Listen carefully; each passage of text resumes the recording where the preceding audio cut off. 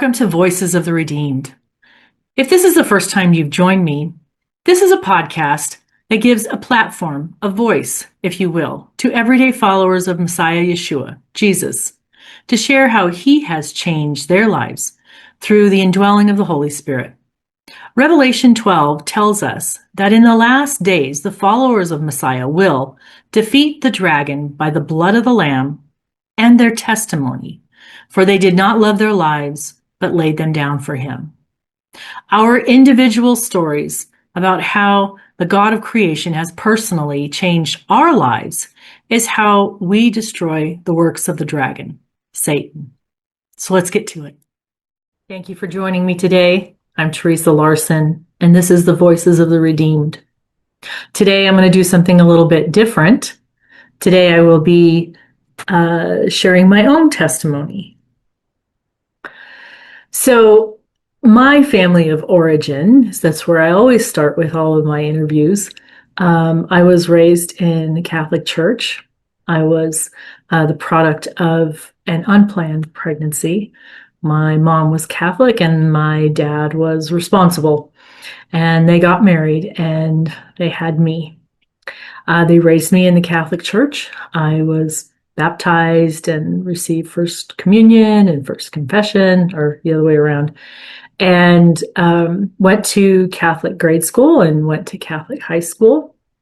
And all those times being a part of the Catholic Church and attending school in the Catholic Church, I learned a lot about the Catholic Church, but not a lot about the Bible. When I got into high school, my freshman year in high school, I took a Bible Old Testament studies class and really didn't learn much about the Bible then either. And also when I was in high school, dating guys, there were students that were not Catholic at our school. Our school was a college preparatory high school, and we had an amazing athletic program. Our football was great. Baseball was awesome. So we had a lot of students from the area that were not necessarily Catholic. And I remember a couple of times having conversations with these different boys that I dated, and they knew more about the Catholic Church than I did. And that really bothered me. I was like, wait a second here. I've been doing this all my life, and they knew stuff about the Catholic Church that I didn't, and that worried me. And at this point, I still didn't feel compelled to read the Bible regularly. If I did, I didn't understand it. I had a copy of the Bible from high school, and I kept it with me, but it didn't make sense to me. So after I graduated from high school, the boy I was dating was one of those non-Catholics, and I got to know his family really well, and his mom and his sister went to a little Moravian church, which is a very obscure denomination. And I'll never forget the first time I went to church with them, and I heard someone praying using their own words. They weren't saying, Our Father, or Hail Mary, or, anything like that. They were using their own words. And I seriously was like waiting for lightning to strike, because this person was just talking to God. And I thought, wow, this is kind of cool that this person just was able to open up their heart and have this just conversation with their creator. And so I started kind of searching for what's going to work for me. It's not the Catholic Church. So what's going to work for me? And I did a lot of straying. I read a lot of really weird books, Eastern mysticism, and A couple of the jobs that I had, there was one job I had, there was Jehovah's Witness ladies that I worked with, and I talked to them, and I was like, "Ooh, you guys are really weird." There was a lot of stuff that I just like, okay, what little I knew about the Bible, yeah. And then I worked with some Mormon ladies, and actually had elders come to my house, and she came as well, and they talked to me about the Mormon faith and their books and all the things that they have, and again I was like, okay, I know just enough about the Bible to realize that this is just a half a bubble off plum. And so um, I kind of put it aside, and it's not that I was like I gave up, I just nothing came to me, and I wasn't super super motivated either. I wasn't jumping from church to church and talking to pastors and really super investigating different churches and faiths and stuff. And it was very interesting because I was out at a club, dancing club, and it was country western. And a gentleman came up to me and asked me to dance, and he was a great dancer, and he was very tall, and it was just wonderful to dance with someone that really knew how to dance. And after a couple of dances, we sat down and had something to drink, and we were talking. And he started kind of like, this is the weirdest pickup line that I've ever heard, but he started talking to me about the biblical roles of men and women and what the Bible has to say about how men and women should their roles in a relationship and the family and all that kind of stuff. And I thought that was really weird.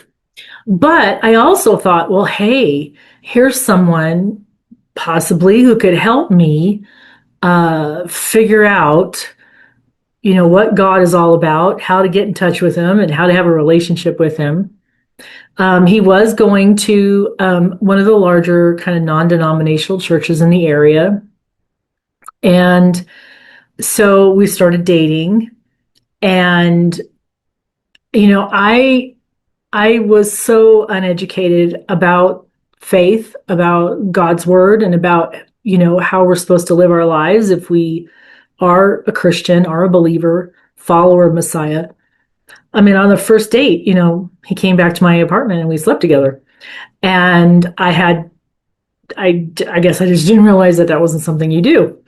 And I quickly realized that, well, maybe he wasn't going to be someone that was going to help me, in my faith. But, as we continued dating, and he would share different things that he collected, sermon tapes and books and stuff like that. And I would listen to them. And, it got to the point in our dating where he asked me to marry him. And I said, yes. And so we were starting to think about, where are we going to get married? And his family was also Catholic. And I remember having this conversation because he said, well, the church that I've been kind of going to, they won't let it, we were living together at the time. They won't let us continue living together if we want to be married in their church. So we'll just marry in the Catholic church. They really won't care. We could lie to them. And again, I was at such a place that I didn't realize. I mean, there were so many red flags, but, just in my walk and, my relationship with God, him saying, they won't let us live together. They'll make sure we're separate, if we're going to get married in their church. And I thought, wow, maybe that's something we should consider, you know. And so I didn't, I kind of followed along with what he said, and we got married in the Catholic Church. And I joke with people that I'm a fully papered Catholic, except for holy orders and last rites. um, but it doesn't make sense, it doesn't make any difference to me. It doesn't have any importance. Um, so, I married, and his family loved me. And we moved away right after we got married. And, that wasn't, it was okay. It was an adventure. And he was a little bit older than me. And so I looked up to him for, direction, guidance, and all that kind of stuff. And so we moved to Wyoming, and we rented a house for a while, and then we ended up buying a little house and remodeling it. And we stayed busy enough to realize, to not really kind of realize that we really didn't have much of a relationship. And it wasn't until after that he asked me for a divorce that I came to know that he had a methamphetamine addiction and prostitutes addiction. And the little town that we lived in Wyoming was not conducive to those kinds of behaviors. And because of how tall he was, and, and everything, and big he was, that he just kind of stuck out. Everybody knew who he was. So obviously, towards the end of our relationship, he did ask me for a divorce. And, we hadn't been sleeping together. All of a sudden, my snoring kept him up at night. But I was the one that was working. He wasn't working. He was looking for work and finishing up the remodel on the house. And, I remember he went away for the weekend, didn't really tell me where he went, but he ended up taking a trip to Jackson Hole, supposedly to hunt. And when he came back on Sunday afternoon, I was watching TV, and he came in and he dropped all of his stuff, and he was like, um, I'd like to be alone, which meant for me to go downstairs. And so I went downstairs to my room, and the next day, I got up and I was getting ready to go to work, and he's like, "Oh, I want to talk to you before you leave." I said, "Okay." And he says, "I want a divorce." I said, "Okay." And I got the rest of my stuff together and I went to work. And it was the strangest feeling. Um, and I just, yeah. But I remember around the same time I had I had tried to go to church. I had tried to connect with someone in the Catholic Church to answer my questions that I had about God. And I remember one morning I was in the church service, and I just got this overwhelming feeling. I didn't know what it was at the time. I know now that it was the Holy Spirit that just said, "Get out, get out, get out. You can't stay in here." I mean, someone might pass it off as a panic attack, but I didn't have panic attacks. That's the thing. And so I I left, and I was crying, and the church was very close to our house. So I walked home and I was crying. And those were the kinds of things that would happen to me from time to time. The Holy Spirit kind of pricking my conscience, and pushing me, kind of nudging me. So after he asked me for divorce, he got violent. I remember I came home that Monday afternoon, came home from work, and um, he was vacillating from, "We need to decide who gets what, and let's go to counseling," crying and weeping over me. And it got to be to the point where I was like, I'm not going to get any sleep if he's coming in, and waking me up, at all hours of the night and morning. And so I said, I'm going to go to a hotel.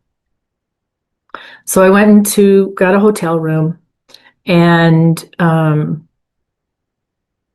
you know, I'm not proud of this, but for all the years that we were together, I never really felt special to him. And the last almost year of our marriage, we weren't really intimate in any way, not physically, not emotionally, not mentally. I mean, we barely talked to each other.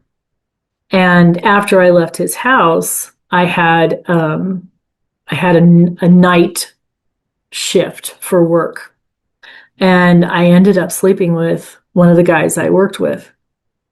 And the next night, the next day, my husband called me, and he's like, "I know you've been running around and cheating on me, and just making all sorts of terrible accusations."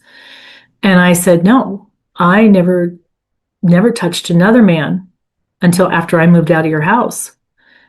And, I told him, that I had slept with this man. Well, that just sent him off. And we got off the phone. I went to bed. I had work the next morning. And at some time in the middle of the night, he came to my hotel room, banged on the door, just out of reflex. I rush and open the door, and he comes in and pushes me down on the bed and forcibly rapes me. And I thank God to this day that I really don't have any memory of it. I will say that I have done a lot of work with a very talented therapist so that it doesn't have any, there's no emotion attached to that memory, what little I do remember of it. And I would have to say that I'm pretty healed of it. But after that event, um, I was like, no. And I went and found another hotel. And he stalked me and he assaulted me in a restaurant. And I had agreed to meet with him to talk about, how we were going to divide stuff, who was going to get what, and how we were going to, arrange for me to get what I needed and blah, blah, blah. And he threw a glass of water at me and the glass hit me in my eyebrow and cut my eyebrow. So I was very like, I don't really want to talk to you. Didn't want to see him. And one evening after work, I was at a VFW with some of the guys from work, and we were shooting pool and just hanging out. And he comes to the door and opens the door and just stands there looking at me. And then he walked away. And I was like, all right, he knows I'm here. That's not awesome, but I'm not going to worry about him. I'm not going to think about him. So I went back to what I was doing. And like 10 minutes later, he comes and does the same thing. Only this time he came a little bit farther into the building. And so I walked over and I'm like, what? And he's like, well, all those things I said, because he had told me that he had slept with women and blah, blah, blah, blah, and all that stuff because he was trying to get me to confess to sleeping around because he would just, the guilty person thinks that the other person is doing what they're doing, and that makes it okay that for them to do what they're doing. And I said, no, no, I didn't. And he's telling me all these things and, oh, I shot up your car and, but I told you all that stuff to get you to, I'm like, you shot up my car. So I'm like walking across the parking lot and he's, blah, blah, blah, blah behind me. And I looked and sure enough, he unloaded his revolver into the back of my car. And I had a beautiful Toyota Camry. It was very well kept and it was nice and it was my baby.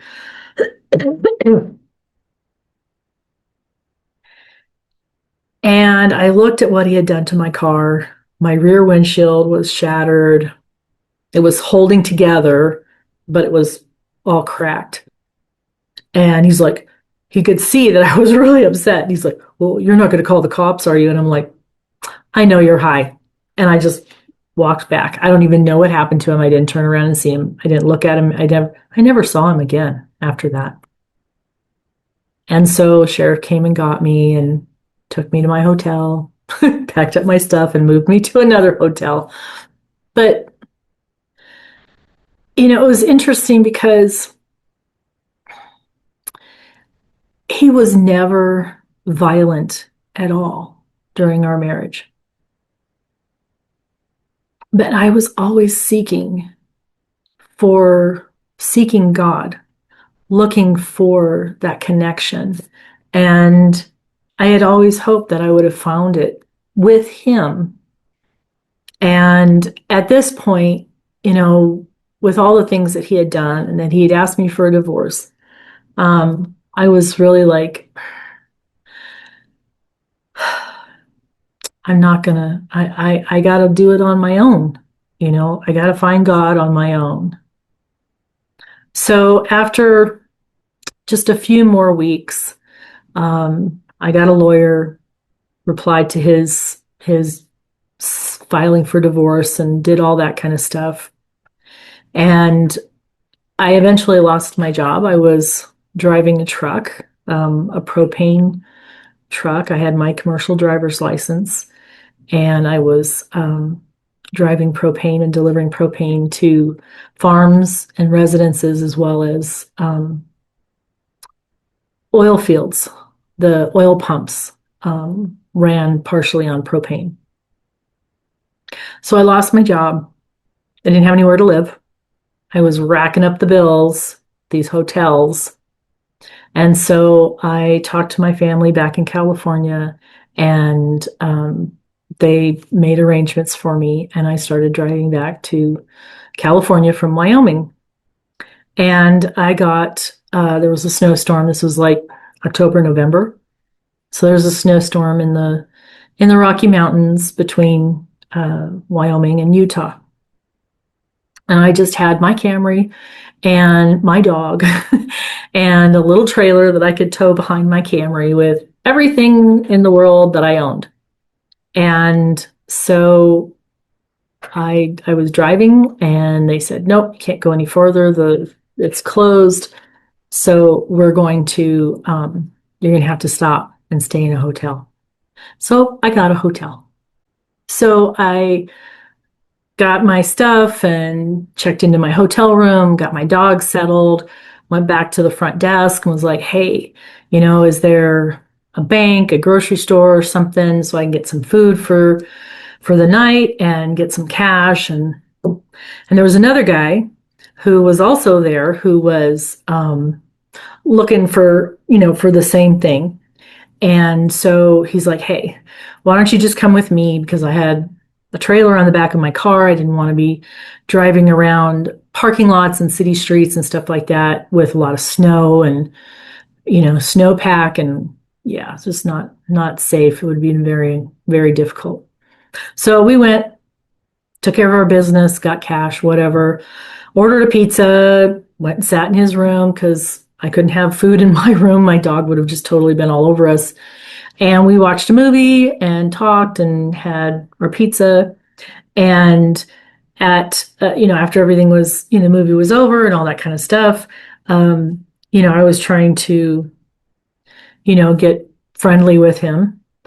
And he's like, well, this has been nice, but I need to get an early start in the morning. So you have a good trip back to California. This was fun. Bye. And I went back to my room and I felt so foolish that, I thought that just because we had spent a couple of hours together, that he was automatically going to want to make love to me. And this was probably the darkest time was when I was sitting in my room and I wasn't feeling like rejected really. It was more foolish and shallow. And I remember the next morning, I mean, all of this was just kind of running in through my head. I went to sleep the next morning, got up, unpacked, got on the road, and all of this was just running through my head, running through my head. I don't have a job. I don't have a place to live. I don't have a husband anymore. I have lots of bills and I have no income. And I was just really, really feeling sorry for myself and just feeling like I was a total failure. I was shallow and insecure and just felt like this is it. I've destroyed my life. I don't know how to come back from this. And at one point, I stopped late in the morning at a rest stop in Utah somewhere. And I was just sitting in my car. I was kind of getting sleepy. So I was just sitting in my car, and all this stuff just kept going through my head, going through my head. And I just kept getting more and more angry at myself and frustrated. And I remember crying out to God and just saying, I have messed my life up so bad, and I don't know what to do. I don't know where to go. I just, I feel like an absolute and utter failure. And like a child will get frustrated and take a toy and throw it at a parent and say, you fix it. I can't fix it. That's what I did. That's what I did. I said, Father, I have messed my life up so bad. I don't even know what to do or where to go. And I don't know what to do. So here, you take it. You take it. I don't care what you do. Just, I'm done. I'm done. And it wasn't like I was suicidal. It was more like I was at the end of my rope and I wanted somebody else to be the adult in the room. And I just remember getting this overwhelming feeling of the Father going, "Thank you, daughter. I've been waiting. I've been waiting for you to give your heart to me. Now, now we can start healing. Now you and I can start having the relationship that you've been longing for years. Thank you. Thank you." And I just had this overwhelming feeling of love and acceptance and joy that I'd never felt before. And I just was like, "Ah, this is what God's been waiting for. This is what He's been waiting for. This is why I had to go through this and this and this and this to lead up to this moment where I could completely surrender my life. I could completely let go of control of my life. Trust Him, lean on Him, lean into Him, and be ready to follow my Creator. I didn't know very much about Him, but I just knew that He loved me and that He wanted the best for me. That's all I'm going to do right now. I have a very long testimony. I have a lot of stories to tell. So I'm going to go ahead and stop right there. And our next video, I will pick up and tell you the next season of my walk with our Creator and our Messiah, Yeshua. Thank you for joining me.